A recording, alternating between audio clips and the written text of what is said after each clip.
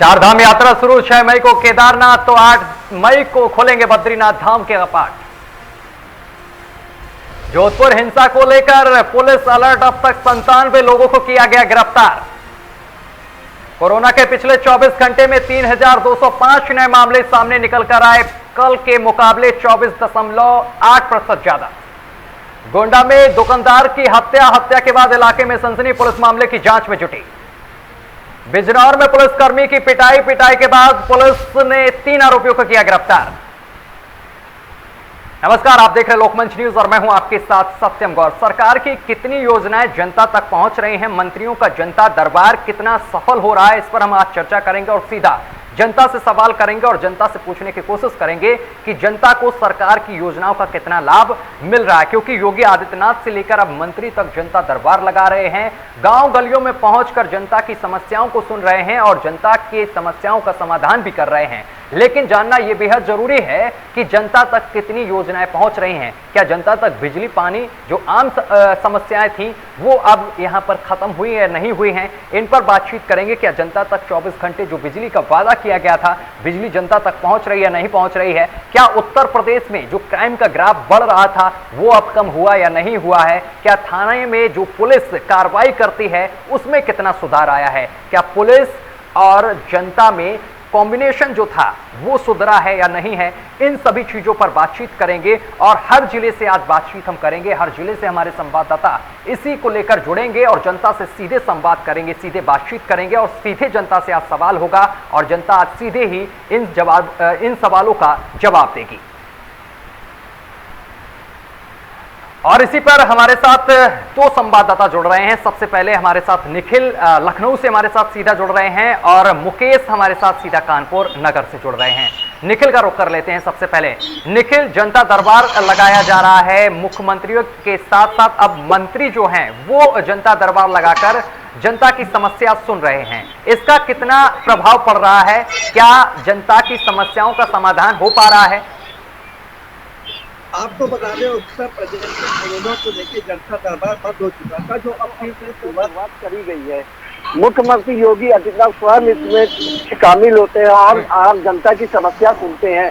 आपको बताते चले, लखनऊ हो या कानपुर हो या और भी जिले हो, वहाँ पे कई समस्याओं को लेके जनता आती है और मुख्यमंत्री से अपनी समस्या बताती है, जिसका तुरंत ही मुख्यमंत्री योगी आदित्यनाथ संज्ञान लेते हैं और अधिकारियों को तत्काल समाधान करने का निर्देश देते हैं।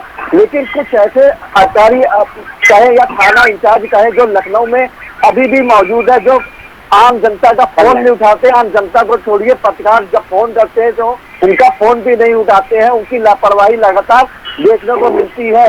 बात करें ठाकुरगंज थाना क्षेत्र की, तो अभी एक महिला ने कल एक वीडियो वायरल करके कहा है कि हमको हमारे ससुराल वाले परेशान भी करते हैं और हमने हमारे पति की पहली पत्नी भी उनके परिवारजन आके परेशान करते हैं। लेकिन जब वो ठाकुरगंज थाने में एप्लीकेशन लेके जाती है तो कहीं ना कहीं उसको बारंग लौटा दिया जाता है।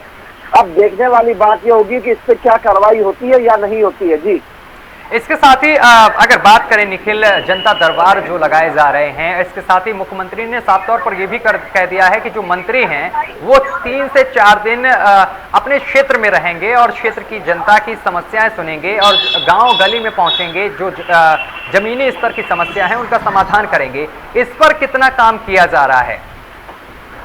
आपको बता दें, उत्तर प्रदेश के मुख्यमंत्री ने एक अच्छी पहल की है कि अब जो है मंत्री अपने क्षेत्र में 2 दिन रहेंगे और अपनी संपत्ति का ब्यौरा भी पोर्टल पे डालेंगे। अधिकारियों को भी आदेश दिया गया है कि वो अपनी संपत्ति का ब्यौरा पोर्टल पे डालेंगे। अब देखने वाली बात यह होगी कि कितने इसमें लोग कारगर होते साबित नजर आते हैं। लेकिन मंत्रियों को 2 दिन अपने क्षेत्र में जाने का अनिवार्य किया गया है और 3 महीने का पूरा रिपोर्ट कार्ड मांगा गया है। बात करें मत्स्य विभाग मंत्री के संजय निषाद की, तो वो मऊ क्षेत्र में तेजपुर गांव गए थे, जहां रात में उन्होंने अधिकारियों के साथ वहीं गांव में रात्रि भोज किया था।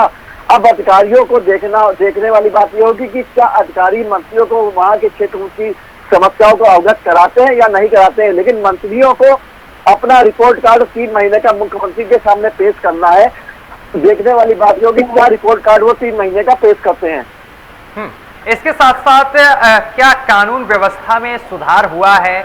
जिस तरीके से पहले आरोप लगाए जाते थे पुलिस के ऊपर, कई तरीके का आरोप लगे थे, अगर गोरखपुर कांड की बात कर लें या फिर कानपुर व्यापारी की हत्या की बात कर लें, इसके बाद से क्या अब सुधार आया है? आपको बता दें, उत्तर प्रदेश की बात करें तो कानून व्यवस्था में सुधार हुआ है, लेकिन कुछ ऐसे अधिकारी या पुलिसकर्मी हैं जो अभी भी लापरवाही कर रहे हैं।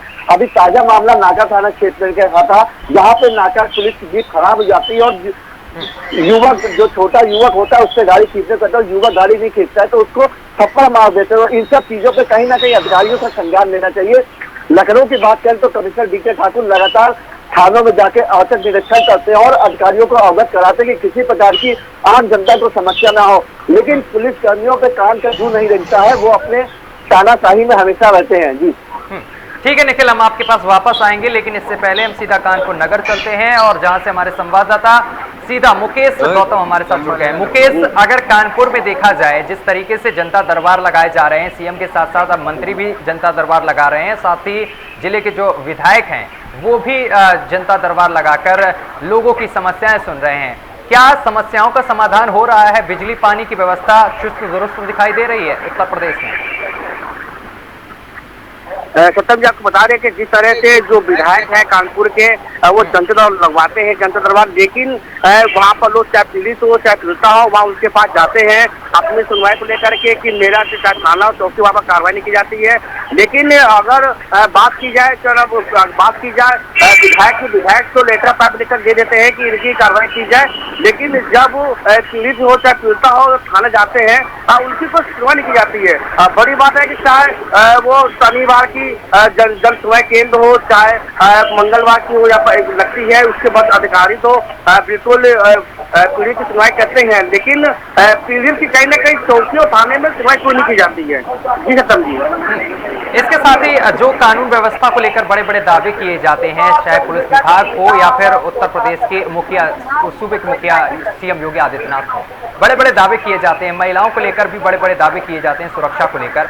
सुरक्षा की अगर बात की जाए तो कानपुर में महिलाएं अपने आप को कितना सुरक्षित महसूस कर रही हैं जब से सीएम योगी आदित्यनाथ ने दोबारा शपथ ली है?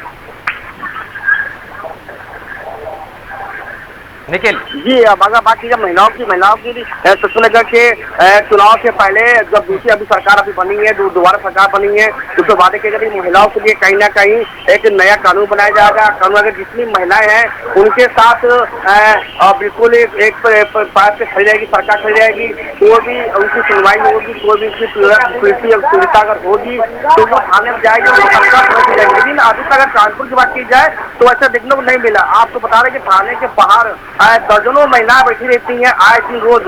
अगर उससे बात की जाती है तो उससे पूछी जाती तो अपनी पीड़िता को गाथा बताती हैं कि मैं यहाँ चौकी में थाने में मैं लगभग एक हफ्ते से 15 दिन से मैं आ रही हूँ, लेकिन थाने बोलते कि चौकी जाइए, चौकी बोले थाने जाइए।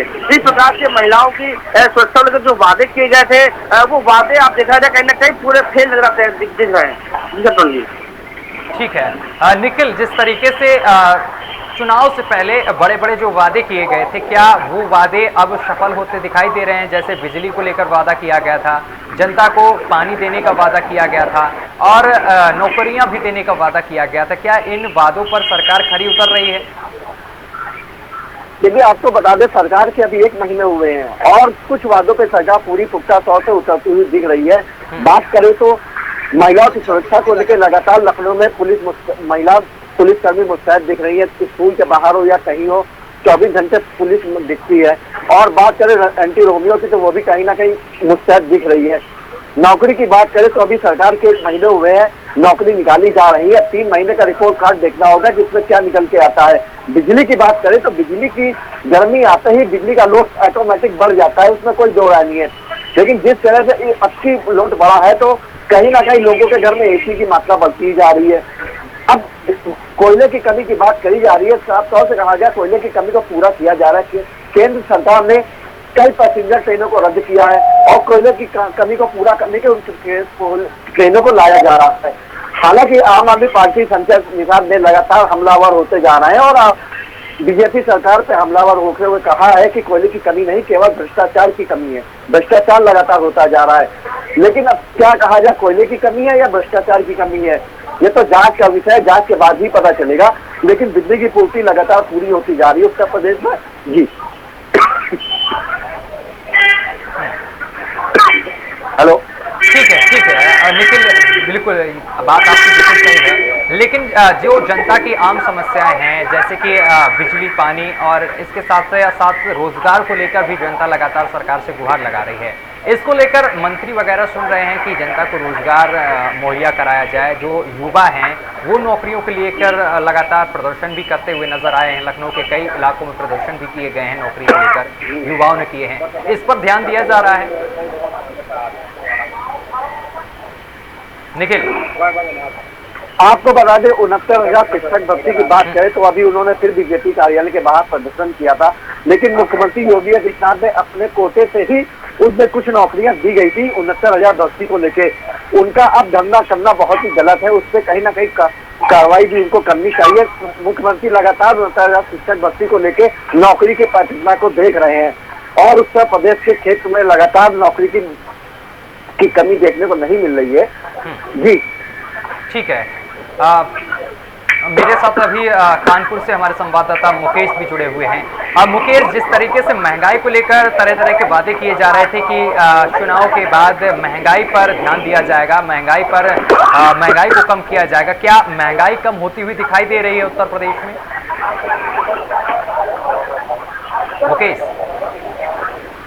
मुकेश आप तक आवाज पहुंच रही है? मुकेश से हमारा संपर्क नहीं साध पा रहा है, एक बार संपर्क साधने की कोशिश करेंगे। लेकिन आपको बताते चले कि महंगाई को लेकर जो वादे किए गए थे सरकार की तरफ से वो कहीं ना कहीं अभी पूरे होते हुए नहीं दिखाई दे रहे हैं। मुकेश आप सुन पा रहे हैं?